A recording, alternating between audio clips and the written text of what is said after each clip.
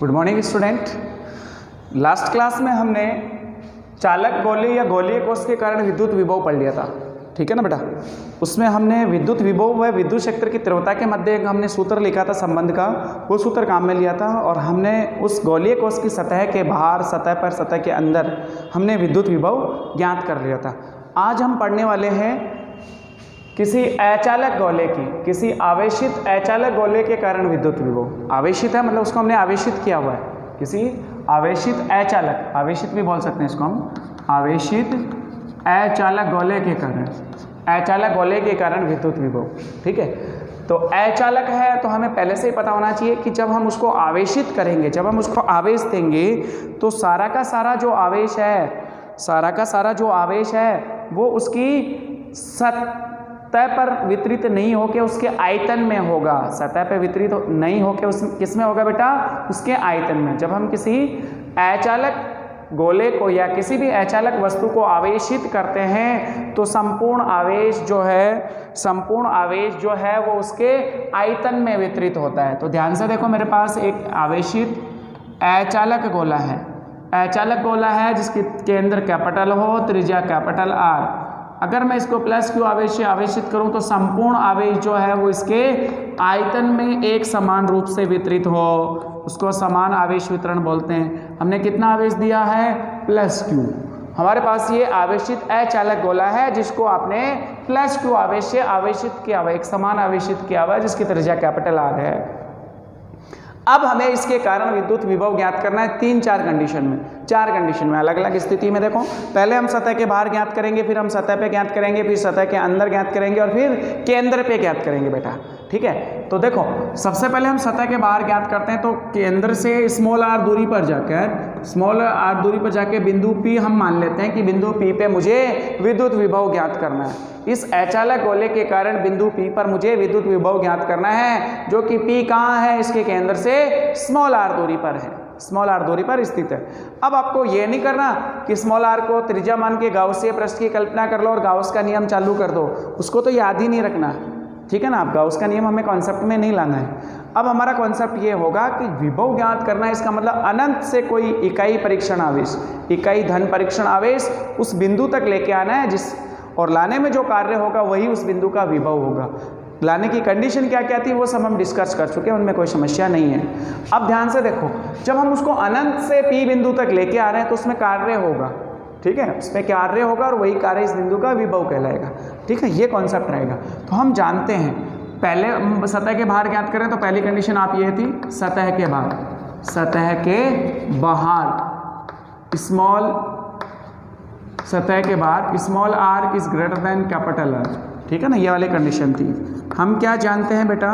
हम जानते हैं, एक संबंध लिखे थे कि v बराबर माइनस समाकलन अनंत से स्मॉल आर ई सदिश डॉट डी आर सदिश, ई सदिश डॉट डी आर सदिश। तो ये संबंध हम ज्ञात कर चुके, ये संबंध हम पिछली क्लास में भी काम में ले चुके जब गोलीय कोष के कारण विभव निकाला था। तो अब हमें क्या करना है कि इसमें ई का मान, इस बिंदु P पे जो E का मान है वो हमें ज्ञात होना चाहिए। तो हम अचालक गोले के कारण भी कह चुके और चालक गोले के कारण भी कह चुके कि अगर चालक अचालक दोनों गोलों की बात करें, हम चालक अचालक दोनों गोलों की बात करें तो सतह के बाहर E जो है वो कांस्टेंट होता है, उतना ही होता है जितना चालक अचालक के लिए होता है। तो E सदिश का सूत्र जो था वो था KQ/r² × r कैप। अचालक हो चाहे चालक हो, चाहे गोलीय कोष लो चाहे अचालक गोला लो, सतह के बाहर विद्युत क्षेत्र की तीव्रता दोनों के केस में यही होगी, ठीक है। जैसे जैसे हम स्मॉल आर को बढ़ाएंगे ई का मान घटेगा।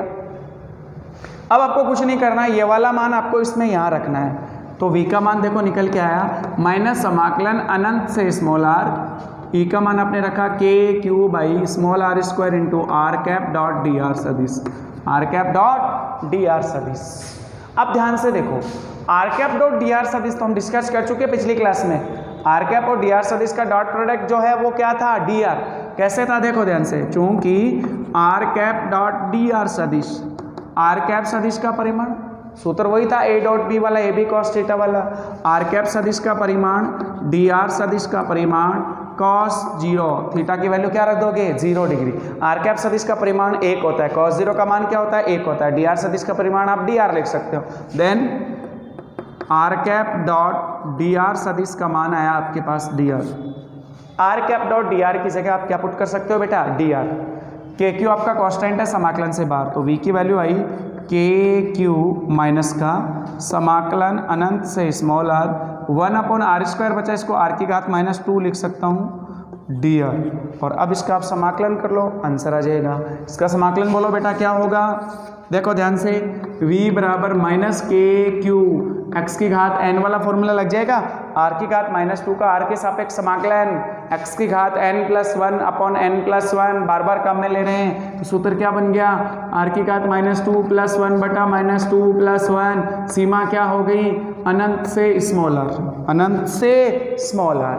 अब देखो -2 + 1 माइनस और ये माइनस प्लस हो गया, तो v बराबर के क्यू, ऊपर r की घात -2 + 1, r की घात -1 जिसको लिखा जाएगा 1/r, सीमा क्या हो जाएगी, अनंत से r, ऊपरी सीमा माइनस निम्न सीमा।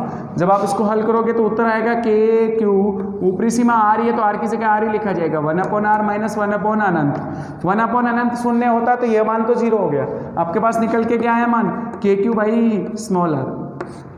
ये मान उतना ही आया जितना एक गोलीय कोश की सतह के बाहर हमने विद्युत विभव ज्ञात किया था, तो वो भी के क्यू बाई स्मॉल आर ही था, वो मान भी कितना था आपका, के क्यू बाई स्मॉल आर। इसको समीकरण संख्या 1 बोल दो, इसको समीकरण संख्या क्या बोल देते हैं, 1।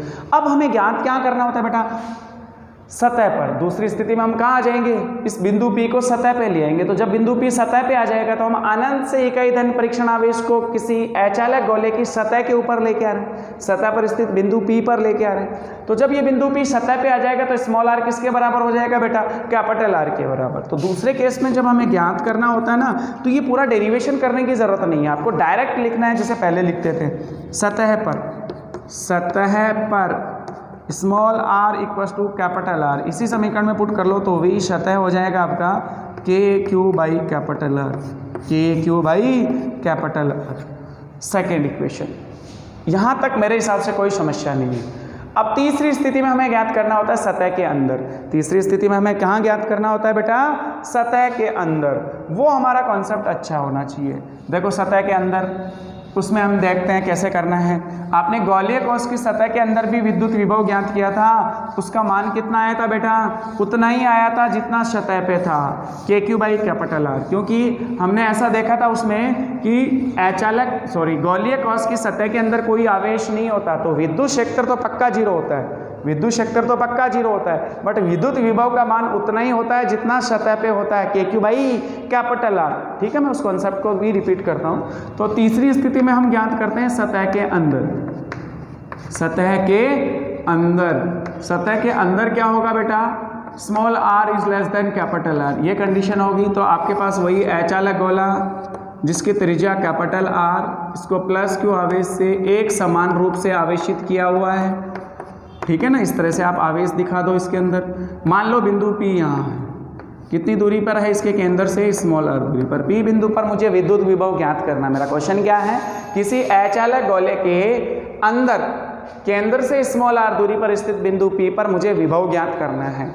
तो वही पुराना कॉन्सेप्ट कि मुझे अनंत से कोई इकाई धन परीक्षण आवेश बिंदु P तक लाना होगा, मुझे अनंत से किसी इकाई धन परीक्षण आवेश को बिंदु P तक लाना होगा। उसमें जो कार्य होगा वही उस बिंदु P का विभव कहलाएगा।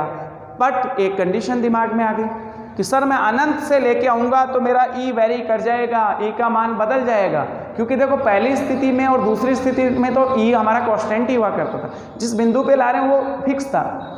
अब यहाँ लाएंगे ना तो पहले हमें सतह पे लाना होगा और फिर सतह के अंदर, क्योंकि हमारा सतह पे विद्युत क्षेत्र अलग होता है और सतह के अंदर विद्युत क्षेत्र अलग होता है। तो गोलीय कोश के कारण भी हमने जब निकाला था सतह के अंदर विद्युत विभव, तब भी हमने इस लिमिट को, इस सीमा को तोड़ा था, इस लिमिट को ब्रेक किया था। और अभी भी हमें करना पड़ेगा, क्योंकि अगर मैं अनंत से डायरेक्ट P पे लाता हूँ तो मेरे को ई का मान क्या रखना है ये नहीं पता। भाई मैं सतह वाला रखूं कि सतह के अंदर वाला, क्योंकि वेरी कर गया। तो जब ई वेरी कर गया तो मुझे इस लिमिट को ब्रेक करना होगा। और अब मुझे इस तरह से इसको लिखना होगा कि भैया जब आप अनंत से अंदर लेके आ रहे हो तो पहले आपको सतह पे लाना होगा और फिर सतह से अंदर लाना होगा। मतलब वही बात हुई कि यहाँ पे बीच में अनंत से आए, यहाँ पे सतह पे आ गए, सतह पे टॉल टैक्स भरा और फिर अंदर आओ भैया बिंदु P तक। ऐसे नहीं जा सकते डायरेक्ट, क्योंकि आपका ई चेंज हो गया। ई चेंज होते ही मतलब जैसे आप एक स्टेट से दूसरे स्टेट में जा रहे हो तो सीमा क्रॉस करनी है तो वहाँ कुछ देना ही पड़ेगा। तो यहाँ से जब अंदर आओगे तो यहाँ कुछ देख के ही आना पड़ेगा। इसका मतलब आपको लिमिट को ब्रेक करना पड़ेगा। बिल्कुल समझ में आ गया। तो देखो इसको ऐसे लिखना होगा, v बराबर माइनस समाकलन अनंत से कैपिटल आर। समाकलन अनंत से कैपिटल आर का मतलब आप उस इकाई परीक्षण आवेश को अनंत से सतह तक लेके आ रहे हो। पहले अनंत से कैपिटल आर का मतलब अनंत से सतह तक। मान लो यहाँ पे विद्युत क्षेत्र की तीव्रता E1 है सतह पे, उसका मान हमें पता है, लिख देंगे अभी, डॉट डी आर सदिश, फिर बीच में प्लस आता है, बस इस माइनस के कारण वो राशि वापस माइनस हो जाती है। फिर अब हम कैपिटल आर से स्मॉल आर तक, कैपिटल आर से बिंदु P तक लाएंगे जो केंद्र से स्मॉल आर दूरी पर स्थित है।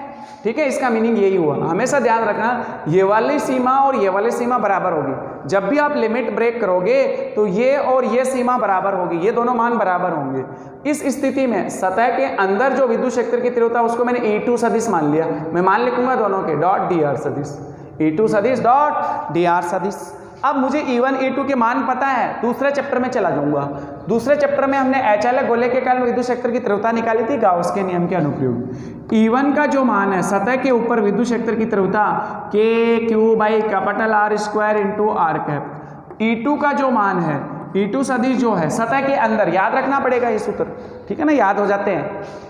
अगर याद नहीं करोगे तो फिर आपको कैलकुलेट करना पड़ेगा, तो फिर वही होगा, पूरे 3 घंटे में यही डेरिवेशन होगा आपसे, इसलिए आपको याद भी करना पड़ेगा। तो सतह के अंदर विद्युत क्षेत्र की तीव्रता गोलीय कॉस और चालक गोले में तो 0 होती है, क्योंकि अंदर कोई आवेश स्थित नहीं होता। बट अचालक गोले में तो अंदर आवेश है, इसका मतलब विद्युत क्षेत्र की तीव्रता भी होगी, और उसका मान होता है KQ small r upon capital R cube. इन सदिश रूप लिख रहे हैं तो आर कैप लगा देते हैं।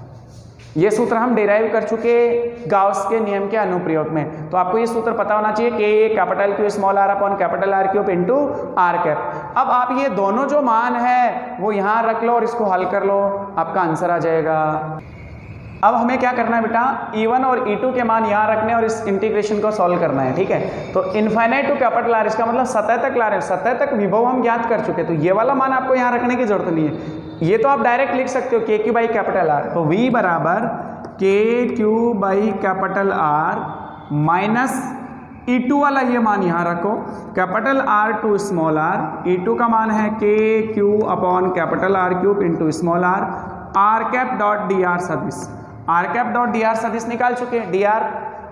अब आगे हल करो, KQ by capital R minus, इसमें जो कांस्टेंट है उसको बाहर ले लो, K कांस्टेंट है, कैपिटल Q कांस्टेंट है, कैपिटल R कांस्टेंट है, तीनों इंटीग्रेशन से बाहर आ जाएंगे। KQ by capital R cube integration capital R to small r, R d r, R small r का r के सापेक्ष समाकलन r स्क्वायर बाई 2 समाकलन कर लो, वही x की घात n+1 अपॉन n बटा n+1। v equals to KQ by capital R minus KQ by capital R cube small r square by 2, small r square by 2 capital R to small r, capital R to small r आपकी सीमा हो गई। अब आप सीमा रखो, ऊपरी सीमा minus निम्न सीमा, और इसको आगे हल करते जाओ। देखो ध्यान से, v बराबर capital KQ by capital R as it is minus KQ by capital R cube, ऊपरी सीमा माइनस निम्न सीमा, 2 भी बाहर ले लो, R square minus capital R square, R square minus capital R square. अब आप इसको अंदर मल्टीप्लाई कर लो, then v equals to value आ गई KQ by capital R minus KQ by twice R cube into R square, minus minus plus R square, नीचे R cube, एक R बचा, KQ by twice capital R, KQ by twice capital R। भाई ये R cube, ये R square, नीचे एक R बचेगा, इससे सॉल्व कर लेंगे। इसका और इसका टोटल कितना हो गया 3/2, ये हाफ कंप्लीट, ये हाफ, तो ये टोटल कितना हो गया, v बराबर 3/2 KQ by capital R minus ये value as it is KQ upon twice R cube into R square. ठीक है, वैसे तो ये भी आंसर आ गया। अब इसमें से पूरे में से भी कॉमन ले लो, v बराबर मैंने पूरे में से कॉमन ले लिया 3/2 KQ बाई 2R, ठीक है, KQ बाई R कॉमन ले लिया पूरा, ये पूरा कॉमन बाहर आ गया, तो ये तो बचा 1। यहाँ पे देखो क्या बचा, KQ by capital R common आ गया, 2 भी कॉमन आ गया, नीचे तो R स्क्वायर बचा एक, तो ऊपर स्मॉल r स्क्वायर बचा, और देखो क्या बचा ऊपर 3 कॉमन लिया है तो नीचे 3 से मल्टीप्लाई करना होगा, यही बचा। ठीक है, और हल करना चाहिए तो v बराबर 3/2 KQ by capital R, 3r² LCM ले लो, 3r² minus small r², 3r² minus small r²। ये आपके पास अचालक गोले के अंदर स्थित किसी बिंदु P पर विभव का मान आ गया। ठीक है ना, और उसके लिए हमने लिमिट को ब्रेक किया था। अब हमें ज्ञात कहाँ करना है, चौथी स्थिति में देखो बेटा, सेंटर पे, केंद्र पर, अचालक गोले के केंद्र पर इसका स्मॉल r का मान कितना रख देंगे, 0। तो v केंद्र देखो ध्यान से, ये जो मान आया है ना, इसको समीकरण संख्या 3 दे दो। अब समीकरण संख्या 3, इसमें स्मॉल r का मान 0 रख लो। देखो बेटा क्या हुआ कि जैसे जैसे हम यहाँ से सेंटर की तरफ आएंगे स्मॉल r घटता जाएगा और सेंटर पे आके मान कितना हो जाएगा, 0। तो इस वाले मान में स्मॉल r का मान 0 रख दो, इस वाले मान में स्मॉल r का मान क्या कर दो, 0 कर दो। तो ये जो मान है आपका, इसमें स्मॉल r का मान 0 करते ही आपकी v जो है वो सेंटर वाली वैल्यू आ जाएगी। तो स्मॉल r का मान 0 रख के देखो, ये मान 0 करूंगा तो 3 capital R² minus 0, 3 capital R², इससे कैंसिल आउट हो जाएगा, केवल ये बचेगा 3/2 KQ बाई कैपिटल R। ये आपका मान आ गया सेंटर पे, समीकरण संख्या 4।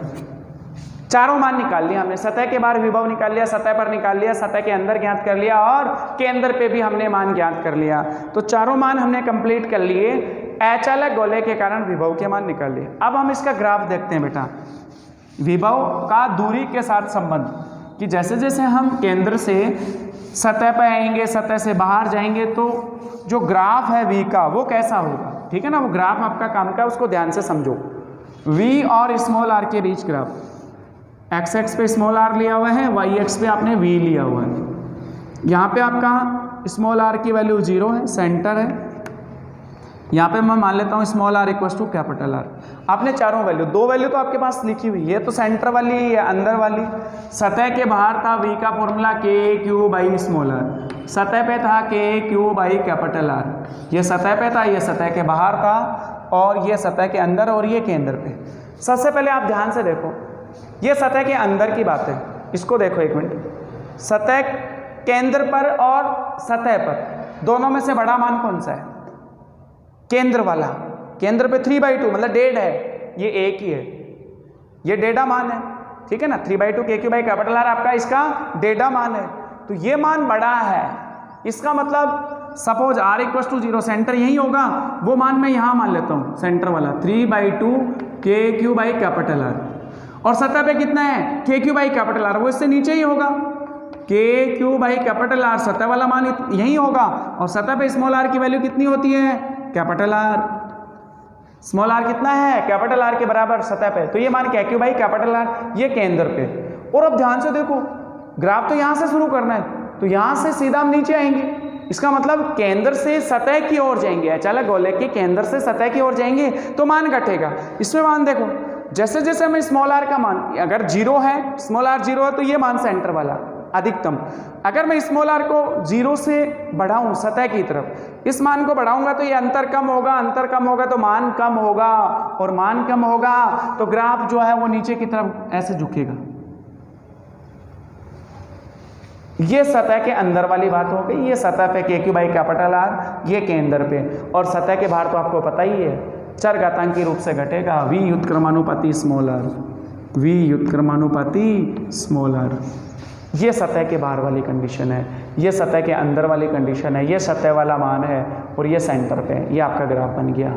किसी अचालक गोले के कारण विद्युत विभव हमने ज्ञात कर लिया 4 स्थिति में, और हमने लास्ट में v और r के मध्य ग्राफ भी बना लिया। अब हमें अगला टॉपिक डिस्कस करना है, समविभव पृष्ठ। एक बार कर ही लेते हैं, आसान सा टॉपिक है समविभव पृष्ठ। देखो ध्यान से, समविभव पृष्ठ नाम से ही पता चल रहा है, ये टॉपिक बीच में रह गया था। मैंने बोला था कि भाई अपन इस वाले छोटे टॉपिक को हम बाद में डिस्कस कर लेंगे। समविभव पृष्ठ नाम से पता चल रहा है समान विभव वाला पृष्ठ, विद्युत क्षेत्र का ऐसा पृष्ठ, विद्युत क्षेत्र में ऐसा पृष्ठ जिसके प्रत्येक बिंदु का विभव समान हो, समविभव पृष्ठ कहलाता है। टॉपिक आपका है समविभव पृष्ठ, समविभव पृष्ठ, विद्युत क्षेत्र में स्थित ऐसा पृष्ठ जिसके प्रत्येक बिंदु का विभव समान हो उसे समविभव पृष्ठ कहते हैं। इसकी परिभाषा भी पूछी जाती है एग्जाम में, समविभव पृष्ठ किसे कहते हैं। तो आपको लिखना है विद्युत क्षेत्र में स्थित ऐसा पृष्ठ जिसके प्रत्येक बिंदु पर विभव का मान समान हो उसे समविभव पृष्ठ कहते हैं। इस प्रकार के पृष्ठ को समविभव पृष्ठ कहते हैं। क्लियर हो गया कॉन्सेप्ट। अब देखो मैं इसको एक्सप्लेन करता हूँ, परिभाषा आपने लिख ली। मेरे पास समरूप विद्युत क्षेत्र है, मेरे पास क्या है बेटा, समरूप विद्युत क्षेत्र जिसके प्रत्येक बिंदु पर विद्युत क्षेत्र की तीव्रता और का परिमाण और दिशा नियत है। ठीक है, इसमें मैंने कोई दो बिंदु ले लिए, सपोज दो बिंदु ले लिए, ये ए बिंदु ले लिया, ये बी बिंदु ले लिया। मुझे पता है ए और बी का विभव समान है, तभी तो समविभव पृष्ठ होगा। ये विद्युत क्षेत्र है, इस पृष्ठ की बात करें, इसके प्रत्येक बिंदु का विभव समान हो तभी तो हम इसको समविभव पृष्ठ कहेंगे। तो अगर मेरे पास ऐसी कंडीशन है ए और बी का विभव समान है, मेरे पास कंडीशन है वी ए बराबर वी बी, वी ए बराबर वी बी, या मैं लिखूं V A minus V B बराबर शून्य, दोनों के बीच का जो विभवांतर है वो भी शून्य हो। विभवांतर शून्य तभी होगा जब दोनों बिंदुओं का विभव समान होगा। वी ए बराबर वी बी वाली कंडीशन में विभवांतर भी शून्य होगा। तो ये चीज समझ में आ गई कि समविभव पृष्ठ के अंदर स्थित दो बिंदुओं के मध्य विभवांतर ऑलवेज शून्य होता है। समविभव पृष्ठ में स्थित दो बिंदुओं के मध्य विभवांतर हमेशा शून्य होता है। अगर विभवांतर शून्य है तो एक और चीज, अगर मैं यहाँ पे स्थित किसी परीक्षण आवेश Q0 को ए से बी से ए तक लाना चाहूँ तो उसमें जो कार्य होगा वो भी शून्य होगा। मुझे पता है V A minus V B बराबर W A B upon Q0। अरे विभवांतर की परिभाषा से सूत्र लिखा था ना। तो जब एक परीक्षण आवेश को एक बिंदु से दूसरे बिंदु तक ले जाना हो विद्युत क्षेत्र में, तो उसमें जो कार्य होता है वही उन दोनों बिंदुओं के मध्य विभवांतर होता है V A minus V B. अगर ये मान शून्य है, समविभव पृष्ठ की स्थिति में ये मान क्या होगा, शून्य होगा। तो W A B upon Q0 क्या होगा बेटा, शून्य के बराबर। डब्ल्यू ए बी कितना हो गया, शून्य। जो कार्य होगा वो क्या होगा बेटा, शून्य। एक बिंदु से दूसरे बिंदु तक ले जाने में जो कार्य हुआ डब्ल्यू ए बी वो क्या हो गया, शून्य। आपको ये अच्छे से क्लियर हो गया। समविभव पृष्ठ में स्थित दो बिंदुओं के मध्य विभवांतर हमेशा शून्य होगा। और अगर किसी परीक्षण आवेश Q0 को एक बिंदु से दूसरे बिंदु तक ले जाना हो तो उसमें जो किया गया कार्य वो भी शून्य होगा। और अगर कार्य शून्य है तो एक और चीज दिमाग में आएगी आपके, कार्य शून्य है तो सर कार्य शून्य कब होता है, हमने 11वीं क्लास में पढ़ा था W बराबर एफ डॉट डी आर। हमेशा सूत्र पढ़ते थे एफ डॉट डी आर, या डी डब्ल्यू लिख लो या डब्ल्यू लिख लो, अल्प कार्य की बात करो, अल्प विस्थापन वाले केस में डी डब्ल्यू बराबर एफ डॉट डी आर। बल और विस्थापन का अदिश गुणनफल कार्य होता है। और ये मान शून्य कब हो सकता है, जब ये दोनों एक दूसरे के लंबवत हो। F D R cos 90, dot product में कॉस आता है, थीटा का मान 90 डिग्री वाली स्थिति में कार्य शून्य होगा। अर्थात बल और विस्थापन के मध्य जो कोण है वो 90 डिग्री हो, मतलब बल और विस्थापन एक दूसरे के लंबवत हो, उस स्थिति में कार्य शून्य होगा।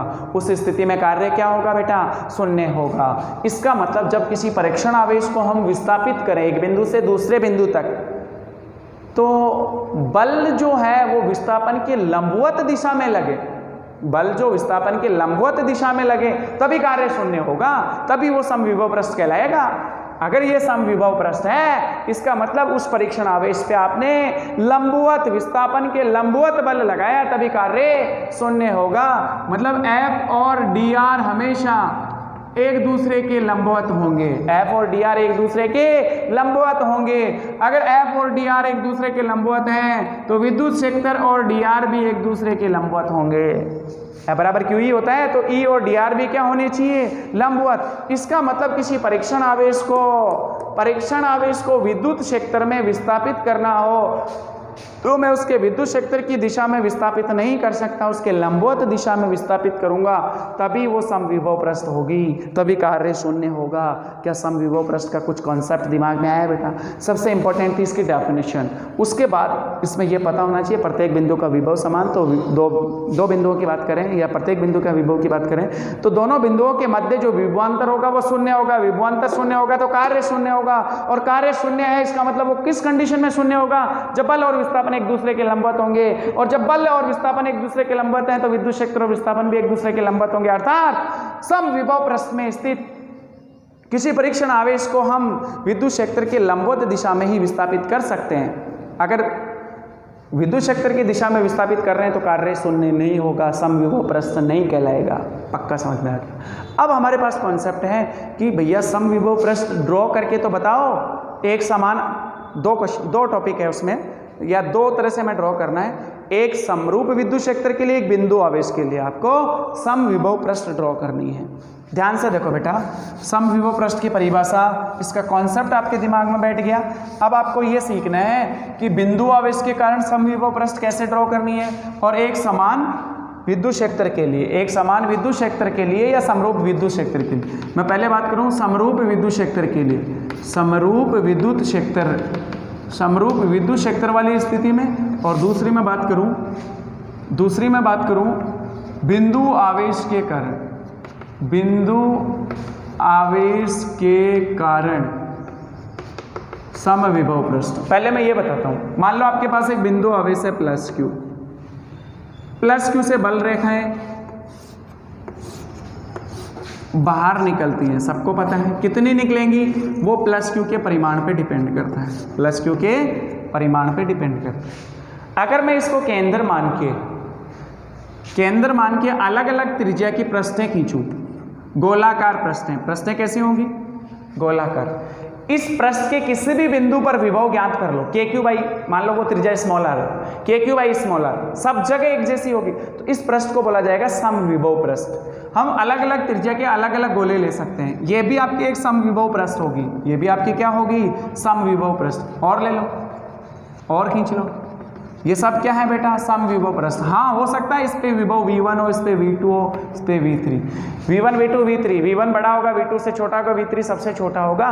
बट इस प्रस्थ के प्रत्येक बिंदु पर विभव का मान समान, इस प्रस्थ पर प्रत्येक बिंदु पर विभव का मान समान, इस प्रस्थ पर प्रत्येक बिंदु पर विभव का मान समान, तो ये सब क्या कहलाती है? समविभव प्रस्थ है। तो एग्जाम में ये क्वेश्चन भी पूछा हुआ है कि बिंदु आवेश के कारण समविभव प्रस्थ ड्रॉ करके बताओ। ये रही, ऐसे ही करनी है। दूसरा या जो पहला केस है समरूप विद्युत क्षेत्र में, समरूप विद्युत क्षेत्र के लिए समविभव प्रस्थ देखें तो हम परतों की बात करेंगे। इस तरह से हम कुछ परत ले लेते हैं, ठीक है, या प्लेट ले लेते हैं।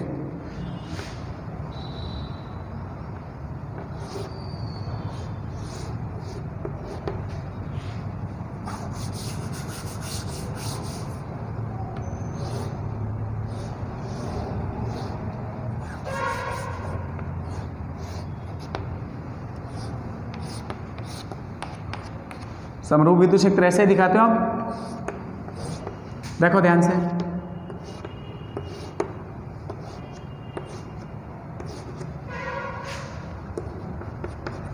ये फर्स्ट सतह है, ये सेकंड सतह है, ये थर्ड सतह है। ये जो सतह है इसके प्रत्येक बिंदु पर विभव समान होगा, ये जो सतह है इसके प्रत्येक बिंदु पर विभव, क्योंकि समरूप विद्युत क्षेत्र है, विद्युत क्षेत्र की तीव्रता समान है तो विभव भी यहाँ पे कांस्टेंट होगा, इसके प्रत्येक बिंदु पर विभव का मान समान होगा। तो समरूप विद्युत क्षेत्र के केस में हम इस तरह से चालक प्लेट या परत ले लेते हैं और उसके बीच में हम ऐसे लंबवत रख देते हैं, उनके तल जो है एक दूसरे के ऐसे लंबवत रख देते हैं। तो ये सब क्या होती है बेटा? समविभव प्रस्थ। ठीक है, समविभव प्रस्थ एक दूसरे को कभी नहीं काटती, क्योंकि कटान बिंदु पे दो विभव के मान होंगे जो कि संभव नहीं है। बाकी सारा केस वैसा का वैसा है। तो ये एक छोटा सा टॉपिक बीच में था, समविभव प्रस्थ, इसको हम डिस्कस कर चुके हैं। थैंक यू बेटा।